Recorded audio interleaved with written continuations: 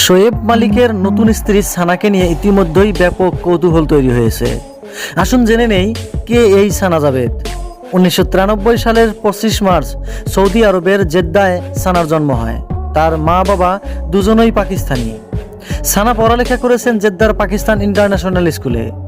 স্কুলের গণ্ডি পার করে পরিবারের সঙ্গে জেদ্দা ছেড়ে করাচিতে চলে আসেন তিনি।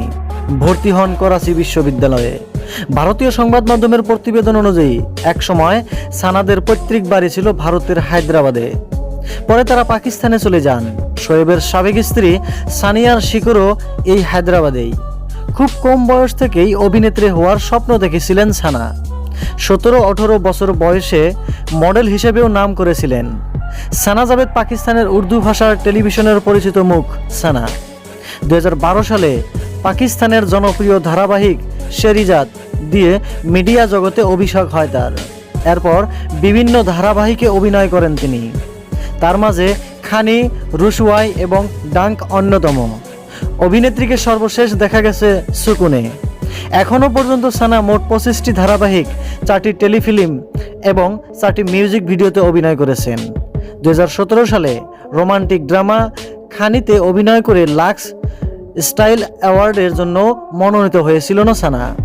এছাড়া অভিনয়ে প্রশংসার পাশাপাশি সহশিল্পীকে 2 টাকার শিল্পী বলে সমালোচিত হয়েছিলেন তিনি। সামাজিক যোগাযোগ মাধ্যম ইনস্টাগ্রামে তার অনুসারী 8.5 মিলিয়ন ফলোয়ার রয়েছেন।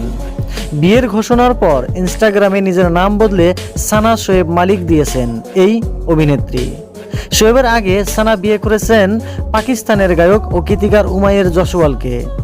2020 সালে সেই বিয়ের পর সংবাদ মাধ্যমে সিয়াসত ডেইলি জানিয়েছিল বিয়ের কিছুদিন পরই দুজনে আলাদা বসবাস শুরু করেন। জসওয়ালের সঙ্গে বিচ্ছেদের পর সানা ঘর বাঁধলেন আবারও শোয়েব মালিকের সঙ্গে। এই হলো সানার পরিচয়। 2010 সালে ভারতীয় টেনিস তারকা সানিয়া মির্জাকে বিয়ে করেন পাকিস্তানের ক্রিকেটার শোয়েব মালিক। অবশেষে সেই বিয়ে আর টিকল না। সানিয়ার সঙ্গে বিচ্ছেদের জল্পনার মধ্যেই বিয়ে করলেন এই ক্রিকেটার। শনিবার সামাজিক যোগাযোগ মাধ্যমে বিষয়টি নিজেই নিশ্চিত করেছেন শোয়েব মালিক। শোয়েবের বর্তমান স্ত্রী সানা জাবেদ পাকিস্তানি অভিনেত্রী।